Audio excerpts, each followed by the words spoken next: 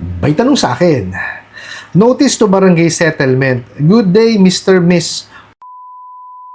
We have already received your account from the investigation department and you were reported that your loan remains unsettled.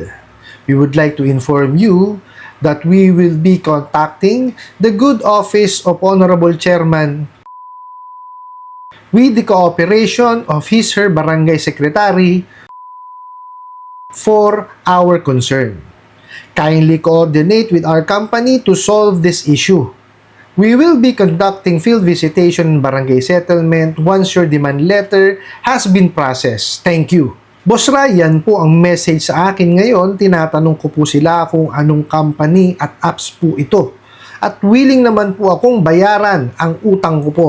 Hindi po sila sumagot. Alright, napakagandang mensahe po nito. Pero bago ho natin sasagutin, imbitahan ko muna sana kayo. Napakisuportahan po sana ang aking mga social media account sa YouTube, Facebook, and TikTok. Sa video po natin, alamin po natin kung totoo po yung pinadalang mensahe itong Bugo Katabusadong online lending apps. Pero bago ho yan, disclaimer po muna, hindi po ako abogado. Ako po'y maniningil. Lahat po na sinasabi natin sa ating mga video is based on my experience at syempre po sa ating pong pagsaliksik at pagtatanong sa mga kaibigan po nating abogado. At isa pa po, hindi ko po kinukonsinte ang hindi pagbabayad ng utang dahil ang utang ay responsibilidad at obligasyon na dapat po nating bayaran. Ang hindi po ako pabor ay doon sa maling pamamaraan ng pautang at maling pamamaraan ng paniningil. Sagutin po natin yung pinadala nyo pong mensahe. So, sabi nga po doon sa mensahe na pinadala sa inyo, na-receive na raw po yung account po ninyo from investigation department. Tapos, hindi raw po kayo nakapag ng bayad at yung inyo daw po loan is remained unsettled. Okay, ayos to Tapos sabi po nila na inform daw po nila kayo na nakokontakin nila yung inyong chairman with the cooperation daw po ng inyong barangay secretary para daw po sa kanilang concern. Iba ibang klase. Tapos sabi po makipag-coordinate daw po sa kanila para ma-solve daw po yung issue.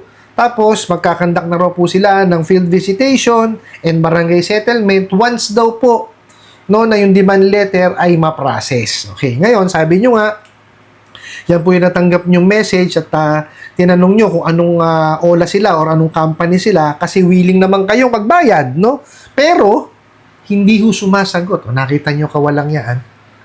Diba? Magpapadala ng ganyang klaseng mensahe. Tapos, pagka minessage nyo pabalik, hindi naman sumasagot, di ba? Kalimitan po ng mga Bugo Katabusadong online lending apps, ganyan. Magaling lang po yan pag kayo silang magpapadala. Pero pagka yan, binalikan nyo ng reply, kalimitan ho talaga yung mga yan, hindi sumasagot. Sumagot man ho yan, malayo dun sa tinanong ninyo. Totoo po. O, tingnan nyo revisahin mo natin at himayin yung pinadalang mensahe. So, sabi daw po, na-receive na nila galing sa investigation department. Bakit kailangan pa dumaan ng investigation department? Para saan yun? Diba? Para lang may masabi silang departamento na nag-iimbestiga sa inyo. Ibang klase, Ewan ko kung merong ganun departamento, pero sa tagal ko sa koleksyon, wala ho akong na-encounter na ganyan, Diba? Tapos, reported na nga daw kayo na yung inyong account remain unpaid. Kaya nga nasa kanila unpaid diba? Klase talaga itong mga to. Tapos, ito pa po, parang tinatakot pa po kayo, nasasabihin daw po or kukontakin yung inyong chairman. Tsaka yung inyong barangay secretary regarding their concern. Wow, ganun kayo ka-importante. Kung maaalala nyo po, yung mga nakaraan po nating video, meron po tayong ginawang ganyan, pakibalikan nyo po, Kasi ganito yan. Pagka po, yan ay rehistrado, diba? So, sila po ay juridical entity. So meaning, hindi na po sila tatangkilikin pa sa barangay. May ruling po dyan ng Supreme Court and even po, ang local government po natin, ng LGU. So meron po yan. Hindi ko maintindihan bakit pinagpipilitan ng mga bugok na yan. Kasi po, ang mga sigalot, na pinoproseso na lamang po sa barangay, ay yung mga usapin, ng individual at dapat po nasasako po ng isang municipality or ng isang city. Pagka juridical entity yan, hindi ho yan individual na tao. Diba? Tsaka hindi nyo definitely kapitbahay yan or hindi yan taga isang munisipyo nyo o isang city ninyo. Diba? At isa pa po, kung yan po'y illegal, ay lalong walang karapatan mag-complain yan sa barangay. Diba? Takot lang niya madampot. Diba? Kaya tingnan nyo, diba, hindi nagpakilala. Oh, doon pa lamang po, magtaka na kayo. Kindly coordinate with our company to solve this issue. Pero wala naman po nilagay na kumpanya. Di po ba? Paano masosolve yung issue? Nakita nyo mga kalokohan yung mga yan? Tapos ito pa, magkakandak daw po ng field visitation and barangay settlement. Ano ba talaga gusto nyo mangyari? Mag-field visit kayo? O magbabarangay settlement? Diba?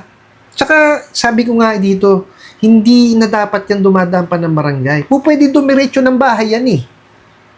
O, trabaho ko ho yan. Okay? Magka-courtesy call ako sa barangay, pero para sabihin na manghihingi ako ng tulong sa kanila, no, para puntahan yung hindi nakasama sa trabaho nila yun eh. Okay po? Ako ho, marami ho kung mga kilalang mga opisyal po ng barangay po natin. Kasi po, I see to it na nagka-courtesy call po ako sa kanila. Pinapaalam ko po na nandun ako. Talaga hong pinapaalam ko sa kanila na, ako po si boss. Pagka yung first time ko po doon sa lugar na yun, ha. Pero kadalasan kasi marami na nakakakilala sa akin eh. Totoo po yan. Kasi nga ho, ginagawa ko, gumagalang po ako sa barangay natin, nagka-courtesy call ako. Pero hindi para, kunin yung kanilang tulong. Iba ho ang trabaho po nila. Trabaho ko po na pumunta sa inyong bahay para kayo po ay kausapin. Okay? Ganun po ang trabaho ng mga field officers.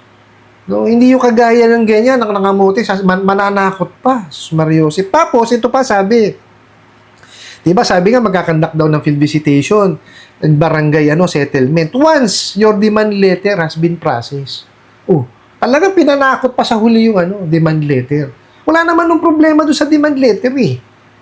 Okay? Karapatan ho ng lahat na nagpapautang na mag-send po ng demand letter dun sa kanilang mga kliyente na hindi pa po nakakabayad.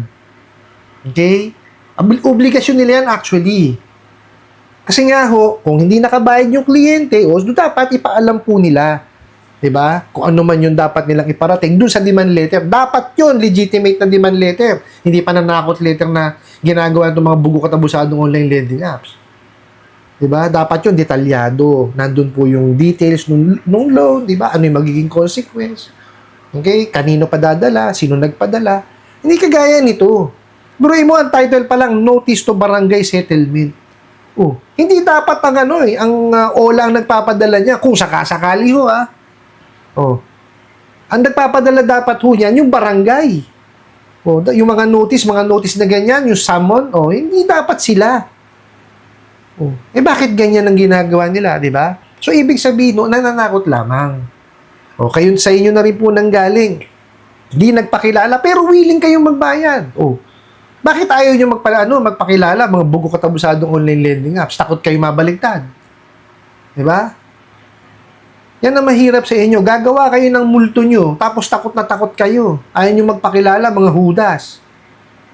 Diba? Doon po siya nagpadala ng mensahe na to. Wala akong katotohanan niya. Pananakot lamang po yan. Kasi pagka kayo sisingilin talaga, didiretso sa bahay niyo, wala namang problema doon. Okay? Ngayon, tanggapin niyo po ng maayos kung sila po ay maayos na makikipag-ugnayan sa inyo. Pero kung pabalagbag, pwede ho kayong tumawag ng mga kapulisan natin dyan or even ng barangay, tawagin po natin. Diba? Yes, may utang po tayo, pero hindi naman ho nila karapatan na tayo na walang yain. Diba? Maaari naman tayong kausapin ng maayos eh. Di po ba? And yun naman ho ang nakalagay doon sa memorandum po ng SEC sa Prohibition on Unfair Debt Collection Practices, di ba? Bawal mangharas, bawal mangwalang iya. Di ba? Yun ang hindi naiintindihan tong mga to eh. Lahat na lang ng kalokohan pinagagagawa eh. Doon po sa nagpadala ulit ng mensahe, na lang ho. Kung alam nyo naman po yung inyong OLA ninyo, kung nag-iisa lamang po yan, madali nyo matatandaan yan, bayaran nyo na lang. Pero, it doesn't mean humihinto na rin yun. Kasi may harassment po nangyari, may mga kawalang yaang ginawa, i-complain nyo po. Nandiyan po SEC, BSP, NPC, PNP, NBI, tsaka po ang PAOK, nandiyan po. Yan po yung mga sangay ng gobyerno na po pwede po natin lapitan at po pwede natin pag-file ng complaint. Now, make sure po pag nag-file tayo ng complaint at yan po ay na-raid no? At po pwede ng sampahan ng kaso, puntahan nyo po. Kasi yung hindi po pwede na i-complain nyo lang. Hindi ho natatapos dun yun eh. Okay? Yun po yung simula para yan, ma-raid, di ba? O para maimbestigahan. Pero, para mapanagot sila, dapat po pinupuntahan nyo yan. Para po, maidemanda ninyo ng nararapat, no, na kaso na isampa sa kanila. Ganun po dapat. Hindi po pwede na ningas kugon tayo. Complain ngayon, pagka nahuli na, masaya na tayo. Hindi ho ganun eh. Diba? Para mapanagot ho natin yan, dapat po yan ay sinasampahan ho ng kaso. Ano po? I hope nasagot ko po itong katanungan na to at sana po'y makatulong. Maraming salamat po sa inyong walang sawang pagsupport at panonood sa aking mga video. Maraming salamat po sa inyong pag-like, pag-share, pag-comment at pagtatanong.